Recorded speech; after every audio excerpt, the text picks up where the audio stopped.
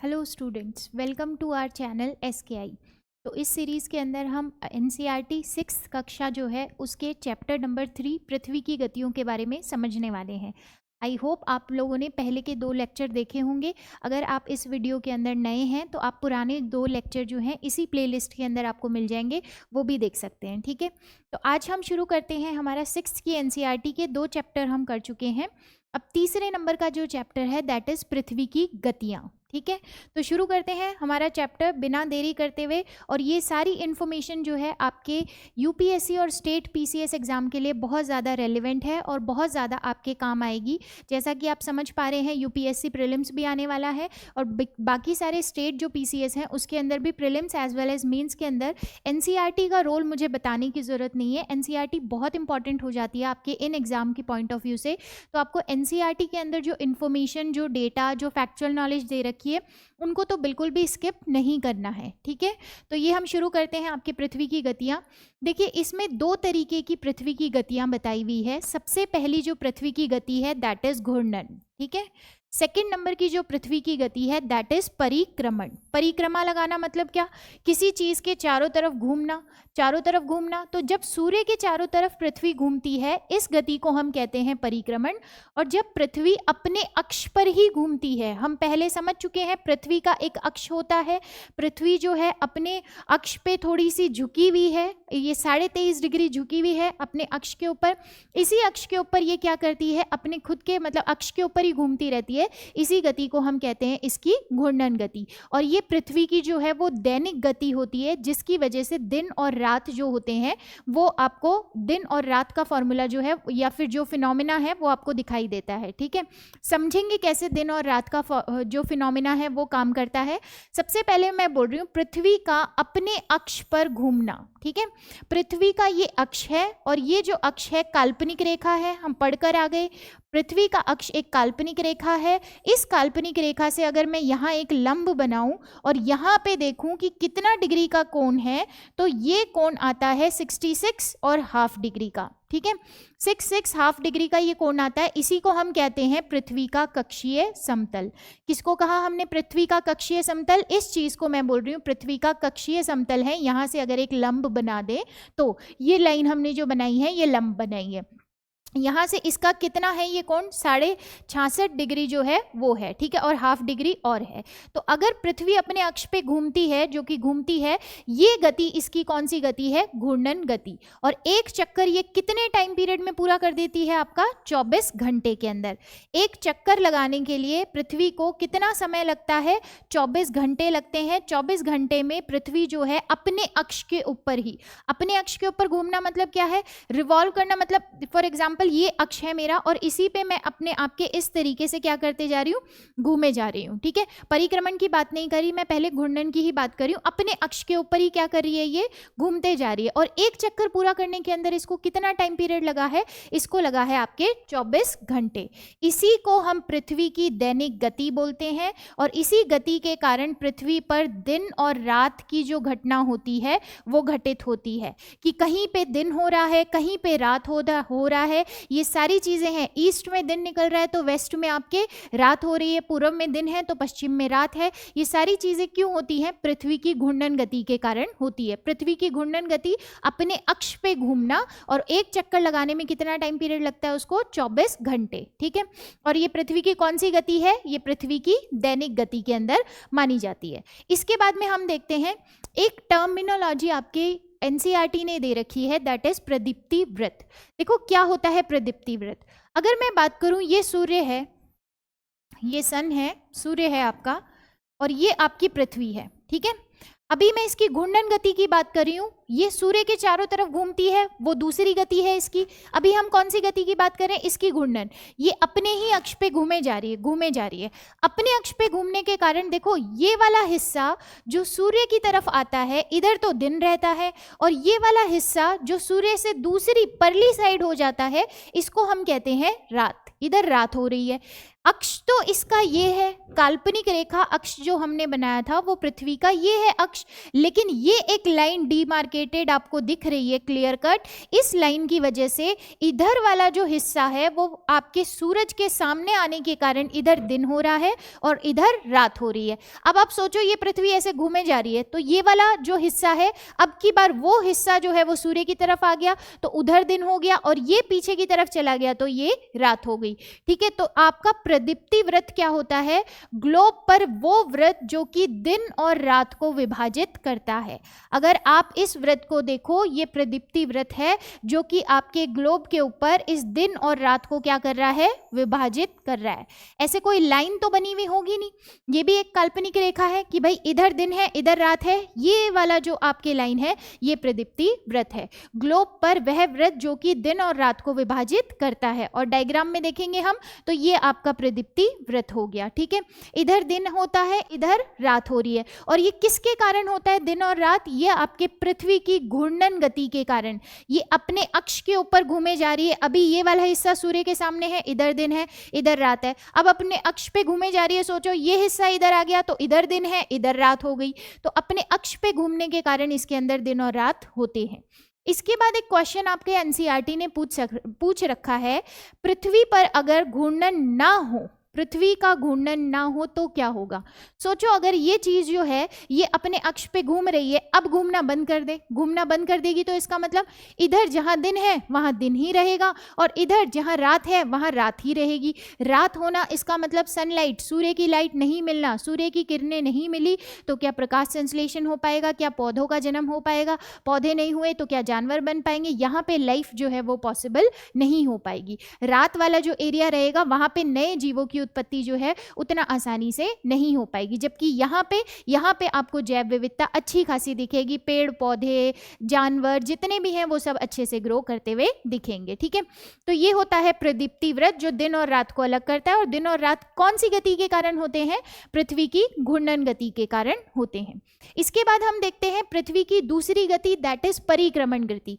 एक तो पृथ्वी की गति हो गई कि भाई अपने ही अक्ष के ऊपर इस तरीके से चक्कर लगाए जा रही है। ठीक है, अब एक हो गई कि ये सूर्य है और अब इस सूर्य के चारों तरफ भी चक्कर लगा रही है। कैसे? पथ के अंदर, दीर्घवृत्ताकार कक्ष के अंदर इस सूर्य के चारों तरफ भी आपकी पृथ्वी इस तरीके से घूम रही है, ऐसे गोल गोल घूम रही है। ठीक है, इसके चारों ओर घूमना, ये कौन सी गति है? इसकी परिक्रमण गति।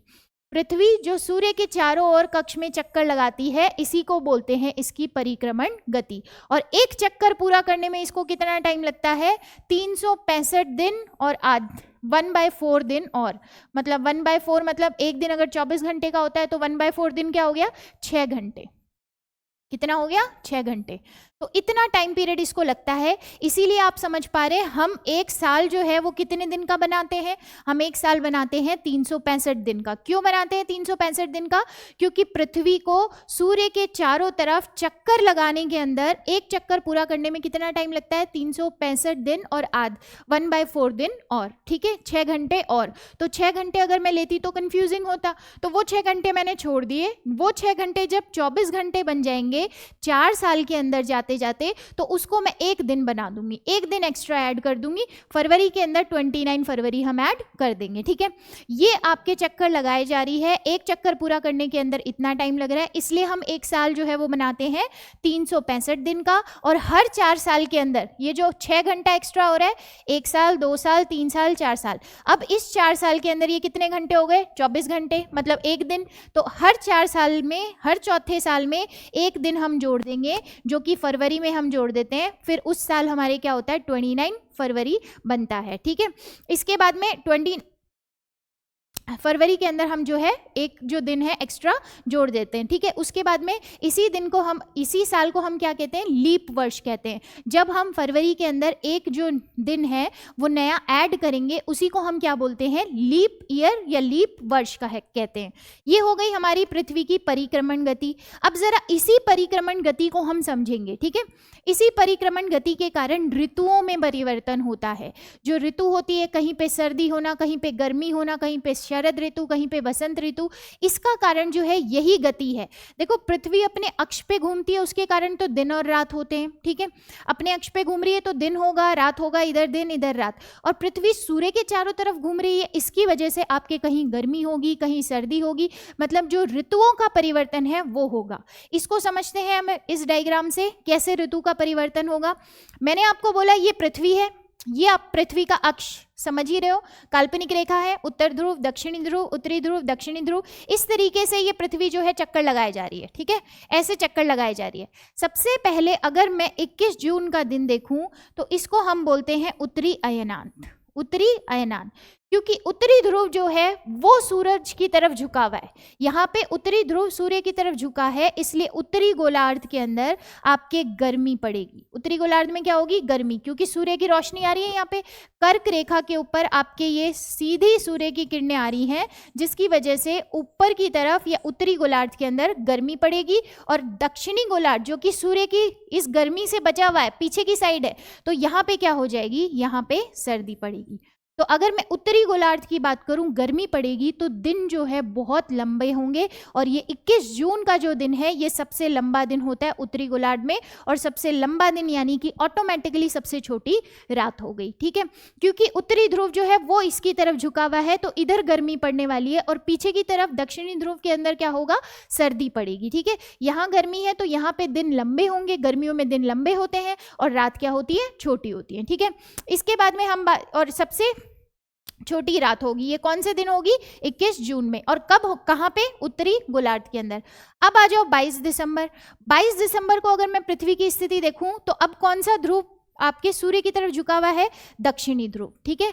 अब मैं बात करूं ये 0 डिग्री, ये कर्क रेखा, ये मकर रेखा, तो मकर रेखा के ऊपर आपके सीधे सीधे सूर्य की किरणें जो है वो आकर पड़ती है। तो ये जो दक्षिणी ध्रुव है इधर की साइड अब की बार गर्मी पड़ेगी, और आपके जो उत्तरी ध्रुव है इधर आपके क्या होगा? सर्दी, शीत ऋतु या सर्दी होगी, ठीक है। एक चीज और समझिएगा, जब यहाँ पे आपके बिल्कुल सीधी सीधी किरणें जा रही हैं तो ये जो उत्तरी ध्रुव होगा यहाँ पे 6 माह का दिन होगा, ठीक है। 6 महीने दिन ही दिन है, क्योंकि पृथ्वी अपने अक्ष पे भले ही घूम रही है लेकिन ये वाला हिस्सा हमेशा इसकी तरफ है, सूर्य की तरफ है। इसका मतलब यहाँ पे 6 महीने तक लगातार दिन होगा, ठीक है। और इधर 6 महीने तक लगातार रात होगी। इसी की उल्टी पोजीशन आ जाएगी यहाँ पे। अब की बार यहाँ पे 6 महीने तक लगातार, ध्रुव की बात कर रही हूँ, लगातार 6 महीने तक दिन होगा और इधर लगातार 6 महीने तक रात होगी। तो यहाँ पे मकर रेखा के ऊपर पड़ रही है तो यहाँ पे गर्मी होगी और यहाँ पे क्या होगी? सर्दी होगी। ये आपकी डेट क्या है? 22 दिसंबर, जिसको हम कहते हैं दक्षिणी अयनांत, ठीक है। दक्षिणी ध्रुव के ऊपर सीधी किरणें पड़ रही हैं, मतलब आपके दक्षिणी ध्रुव जो है वो झुका हुआ है, और सीधी किरणें किसके ऊपर पड़ रही है? मकर रेखा के ऊपर। और यहाँ कौन सा ध्रुव झुका हुआ है सूर्य की तरफ? आपके उत्तरी ध्रुव, दैट इज उत्तरी अयनांत, ठीक है। 2 दिन और हैं जो कि हमने बना रखे हैं, 21 मार्च का दिन और एक है आपके 23 सितंबर। इन दोनों को बोला है विषुव। विषुव, विषुव का मतलब होता है जब पृथ्वी पर दिन और रात बराबर होते हैं। यहाँ पर और यहाँ पर आपके ये जो 0 डिग्री है, कोई भी ध्रुव झुका हुआ नहीं है पृथ्वी की तरफ। देखो ध्रुव झुके हुए नहीं है पृथ्वी, ये सूर्य की तरफ, सॉरी पृथ्वी बोल दिया मैंने गलती से, सूर्य की तरफ झुके हुए नहीं है ध्रुव। लेकिन जो आपके सूर्य की किरणें हैं वो डायरेक्ट आपके कहाँ पड़ रही हैं? डायरेक्ट 0 डिग्री विषुवत वृत्त पे पड़ रही है। और अगर डायरेक्ट पड़ रही है तो पूरी पृथ्वी के ऊपर दिन और रात जो है वो बराबर होते हैं। इसको क्या बोलते हैं? विषुव कहते हैं। इसके बाद एक इंफॉर्मेशन और याद रखनी है, यहाँ पे उत्तर में शरद ऋतु होती है और दक्षिण के अंदर कौन सी ऋतु होती है? वसंत ऋतु। और यहाँ पे दक्षिण में आपके शरद ऋतु होती है और उत्तर में क्या होती है? वसंत ऋतु, ठीक है। तो ये आपका पूरी की पूरी दूसरे नंबर की गति थी पृथ्वी की, जिसको हम कहते हैं परिक्रमण, जो कि वो सूर्य के चारों तरफ परिक्रमा करते जा रही है। एक बार मैं सारा दिखा देती हूँ दोबारा से। ये हमारा सबसे पहले पृथ्वी की गतियां, जिसके अंदर 2 गति आती हैं। घूर्णन जो वो अपने अक्ष पे करती है, जिसके कारण दिन और रात में परिवर्तन होता है, और एक दिन में मतलब एक चक्कर ये पूरा कर लेती है 24 घंटे के अंदर। परिक्रमण से पहले हम बात करते हैं प्रदीप्ति व्रत की। ये ग्लोब पर वो व्रत है जो कि दिन और रात को डिवाइड करता है। ये वाला हिस्सा जो सूर्य की तरफ है ये दिन है, अपने अक्ष पे घूमे जा रही है, इसलिए दिन और रात जो है उसमें परिवर्तन होता जा रहा है। पृथ्वी अगर नहीं घूमे तो एक हिस्सा जो है हमेशा सूर्य की तरफ रहेगा, तो उधर रोशनी रोशनी रहेगी, दूसरा हिस्सा जो है वो सूर्य की तरफ नहीं रहेगा, तो उधर रात ही रात रहेगी। ठीक है, इसके बाद में परिक्रमण जो है, परिक्रमण का मतलब है सूर्य के चारों तरफ पृथ्वी जो है चक्कर लगा रही है, और इससे क्या होता है, एक चक्कर पूरा करने में इसको टाइम लगता है 365 1/4 दिन, इसलिए हम एक वर्ष मनाते हैं 365 दिन का, और हर 4 साल में एक दिन जो है वो ऐड कर लेते हैं। और इससे ऋतुओं में परिवर्तन इसी कारण होता है, और किस कारण होता है, किस प्रकार होता है, ये हमने इस डायग्राम से समझ लिया। ये वाला हिस्सा अभी उत्तरी ध्रुव इसकी तरफ है, तो उत्तरी ध्रुव की तरफ क्या होगी, गर्मी होगी, इधर सर्दी होगी। अभी इधर की बात करूं 22 दिसंबर के अंदर, तो दक्षिणी ध्रुव झुका हुआ है, तो इधर गर्मी होगी और आपके उत्तरी ध्रुव में क्या होगी, ठंड होगी। यहाँ पे और यहाँ पे हिसाब बराबर रहेगा, दिन और रात जो है वो बराबर रहेंगे, क्योंकि यहाँ पे आपके डायरेक्ट किरणें जो है वो विषुवत वृत्त पे पड़ रही है, कोई भी ध्रुव जो है वो झुका हुआ नहीं है। ठीक है, तो यही था चैप्टर नंबर 3 के अंदर। अच्छा, एक चीज़ आप लोगों के लिए इन्फॉर्मेटिव है कि आप जैसे ये पूरा का पूरा नोट्स आप इससे बना सकते हैं, क्योंकि मैंने कुछ छोड़ा नहीं है उसके अंदर, मतलब एनसीईआरटी में जितनी इन्फॉर्मेशन है वो सारी की सारी ऐड की है। आप नोट मेकिंग इसी नोट से कर सकते हैं, आपका कुछ छूटेगा नहीं। और अगर आपको लग रहा है रिक्वायरमेंट है कि भाई दोबारा मैं जाके चैप्टर पढ़ूँ, एक बार पढ़ूँ, तो आप भले पढ़ के भी देख लो, आपको पता चल जाएगा कि कुछ हमने चैप्टर से कुछ भी छोड़ा नहीं है। ठीक है, तो ये हो गया हमारा 3rd नंबर का चैप्टर। तो अब हम मिलते हैं नेक्स्ट लेक्चर के अंदर, जिसके अंदर हम 4th नंबर का चैप्टर है वो डिस्कस करेंगे। Thank you so much.